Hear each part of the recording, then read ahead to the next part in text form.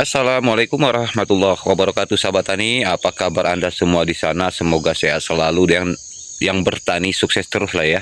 Walaupun kita sekarang lagi menghadapi yang namanya kemarau ya sahabat tani.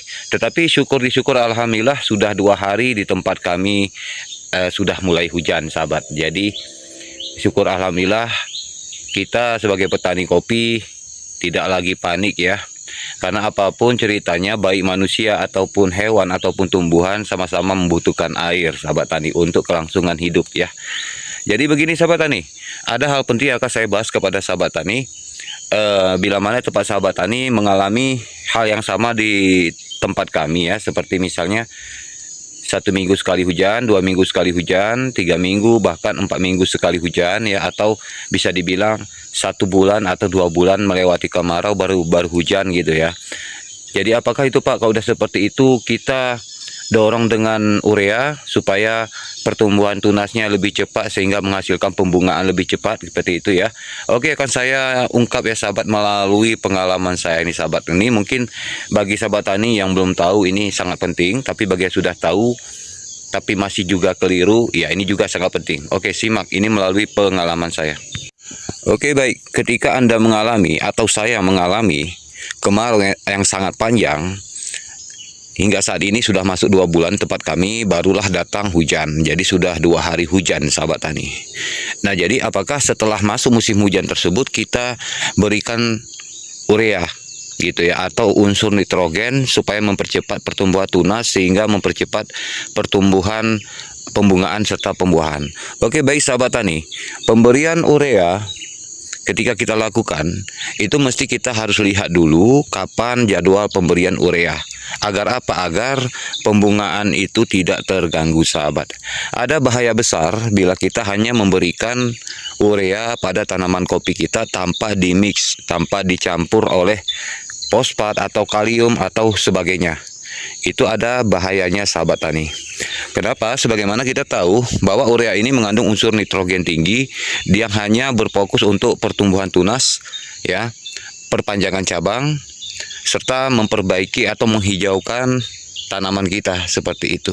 Namun bila kita berikan ketika di masa pembungaan, apa yang terjadi? Yaitu kerontokan sahabat, kerontokan. Nah, jadi tepat aplikasi, sahabat tani harus berikan apa yang dimintai oleh tanaman kopi kita. Jangan kita berikan sesuka kita, melainkan melihat dulu tanaman kopi kita kira-kira kalau sudah muncul pembungaan seperti ini tandanya akan banyak-banyak dan banyak bunganya. Berarti kita fokuskan dengan fosfat serta kalium. Kenapa? Ada apa dengan fosfat dan kalium? Fosfat kan untuk memperpanjang akar ya, memperlebar akar gitu sahabat. Karena akar ini kan mulutnya sebuah tanaman untuk mencari makan, sehingga menyerap ke batang, dari batang ke cabang hingga ke ranting-ranting, hingga ke pembungaan, hingga ke pembuahan dan seterusnya. Makanya dibutuhkan fosfat sebagai pendorong ya sahabat. Dan kalium itu pendorong untuk perangsangan, pembungaan serta pembuahan agar lebih lebat. Seperti itu sahabat tani. Nah, jadi begini sahabat tani, ada yang bertanya pada saya, Pak, kalau saya berikan fosfat, sudah saya berikan kalium Pak, tetapi saya juga memberikan MKP KNO3 putih gitu ya, apakah itu nggak apa-apa Pak? Apakah nggak keracunan nanti tanaman kita? Tentunya seperti ini sahabat. Fosfat dan kalium ini memang seperti fosfat itu dikhususkan untuk perakaran, tetapi kalium dikhususkan untuk pembungaan dan pembuahan. Lalu kenapa harus ada MKP KNO3 putih? MKP KNO3 putih ini penunjang sahabat, pendorong. Pendorong untuk apa Pak? Pendorong untuk mempertahankan pembungaan, mencegah kerontokan pada buah, dan memperlebat pembuahan. Nah, jadi MKP, KNO3 putih, fosfat, kalium ya, itu sama-sama bekerja sama. Tapi Pak, bagaimana Pak kalau saya hanya memberikan fosfat saja dan kalium tanpa saya berikan MKP KNO3 putih? Itu tergantung lagi sahabat. Tergantung lagi dengan tanah yang Anda punya, lahan yang Anda punya. Nah, kalau lahan Anda misalnya lahan baru nih ya, lahan baru belum pernah ditanami kopi, jadi seumur hidup baru ini tanami kopi, itu biasanya cukup dengan sedikit pupuk sudah menghasilkan banyak sekali pembungaan dan pembuahan sahabat. Berbeda di tempat saya ini dari saya beli pun tanah ini sudah lama dikelola oleh penjualnya terlebih dahulu. Pernah ditanami kacang merah ya, padahal kacang merah itu tidak bagus ditanami sebenarnya, apalagi berdampingan dengan kopi sahabat. Itu kacang merah, wortel ya, kacang-kacangan sangat merusak tanah gitu, bisa memiskinkan unsur hara tanah. Jadi tiba-tiba kita nanam kopi arabica di lahan tersebut, ya yang terjadi ya itu tadi, kekurangan unsur hara. Dan sudah menjadi tugas kita untuk kita penuhi unsur haranya supaya tanaman kopi kita itu bisa kembali normal sahabat. Tetapi dalam saran saya ini sahabat tani ya, lebih baik sahabat tani, kalau sahabat tani mudah menjangkau atau mendapatkan pupuk kandang, kompos dan organik lainnya, lebih baik pakailah itu daripada menggunakan pupuk kimia. Pupuk kimia ini pupuk simple tetapi merusak unsur hara, merugikan lahan kita ini bisa puluhan tahun, bahkan belum tentu bisa diperbaiki meskipun kita gunakan asam amino ya, trichoderma dan hal-hal semacamnya gitu sahabat. Jadi itu saya sarankan pada sahabat tani, kalau dekat dengan pupuk dengan kandang-kandang ya, atau mudah mencari pupuk organik, ya lebih baik lakukan aja itu, jangan berikan pupuk kimia. Nah, dan ketika sebulan atau 2 bulan kita mengalami kemarau, lalu masuk musim hujan seperti ini, kita tidak perlu berikan urea ya, kita tidak perlu berikan urea bila mana ada kondisinya seperti ini ya. Bila kondisinya seperti ini, sebaiknya jangan dulu berikan urea sahabat tani. Jadi baiknya berikan apa Pak? Ya kalau kondisi dalam keadaan pembungaan atau banyak pentilan buah seperti ini, tetap saja fokus dengan fosfat dan kalium sahabat. Nah, jadi tetap dengan fosfat dan kalium.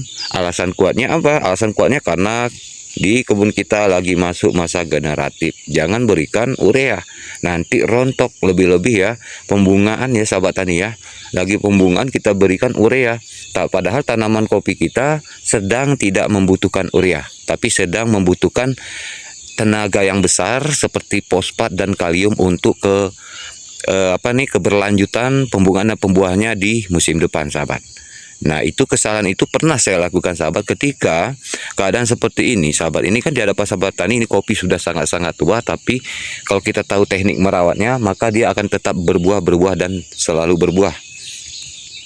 Nah, saya pernah berikan itu sahabat ketika kopi saya mengalami pembungaan atau pembuahan yang keadaan seperti ini, itu saya berikan nitrogen sahabat. Saya berikan nitrogen. Sebagaimana kita tahu di pupuk urea itu ada kandungan zat asam tinggi, lebih-lebih kalau datang musim hujan.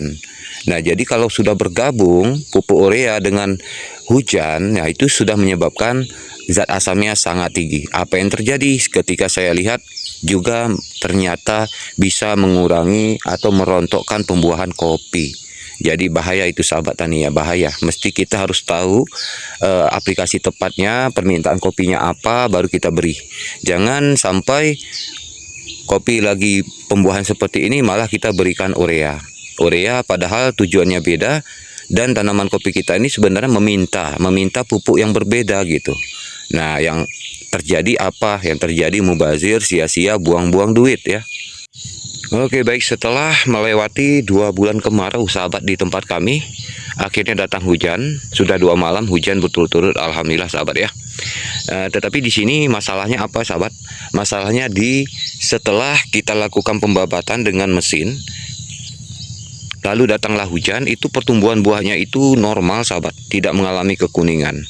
Biasanya kalau di musim kemarau kita berikan herbisida untuk membunuh rumput, lalu datanglah hujan, ini biasanya akan pucat dan kurang bagus gitu sahabat. Mungkin tempat sahabat tani pernah melihat buahnya ukuran seperti ini, masih kecil tetapi sudah kuning-kuning di lingkarannya. Itu tandanya sudah mengalami keracunan atau mengalami penguapan oleh herbisida yang kita berikan. Jadi rumputnya mati, gejalanya tanaman kopi kita mengalami penyakit. Nah, itu sebenarnya perlu kita pertimbangkan. Itu sebabnya kenapa saya lakukan pembabatan di musim kemarau, dan di sini saya buktikan pada sahabat tani ini faktanya sehat. Ya, sehat, tidak ada kuning-kuning atau gejala-gejala keracunan herbisida atau racun kimia sahabat. Nah, seperti itu sahabat. Jadi sekali lagi saya bilang pada sahabat tani, kalau sudah 2 bulan kemarau atau kemarin sudah lama tiba-tiba hujan, stop, jangan berikan urea kalau keadaan masih seperti ini. Ya, ini masih di fase generatif, bukan di fase vegetatif. Beda cerita kalau di tempat kita sudah habis buah, kemarau, lalu datang hujan, baru itu cocok kita berikan nitrogen ya atau urea sahabat, untuk mendorong supaya tuna-tuna, ranting-ranting, cabang-cabang baru itu muncul sehingga menghasilkan pembungaan serta pembuahan yang baru untuk musim depan ke depan ya. Oke, baik sahabat tani, hanya itu aja sahabat tani ya. Mungkin ini masalah kecil, tetapi saya yakin untuk sahabat tani yang baru pertama sekali menanam kopi Arabica sangat membutuhkan cara ini sahabat tani ya. Jadi kalau kopi kita lagi masa generatif, stop, jangan berikan urea. Dan bila mana tempat kita sudah 2 bulan kemarau panjang atau lebih, tiba-tiba hujan, kita stop juga berikan urea. Jangan kita fokuskan dulu kalau tanaman kopi kita masih di fase generatif ya. Seperti itu sahabat tani. Oke, bagi sahabat tani dimanapun Anda berada, sukses terus, semangat terus, jangan jenuh, jangan bosan. Yang namanya ilmu ini luas, belajar dan terus belajar. Saya tidak bermaksud menggurui, tetapi berbagi ilmu, karena sebaik-baiknya manusia adalah manusia yang bermanfaat buat orang lain. Oke, kalau begitu sahabat tani, assalamualaikum warahmatullahi wabarakatuh.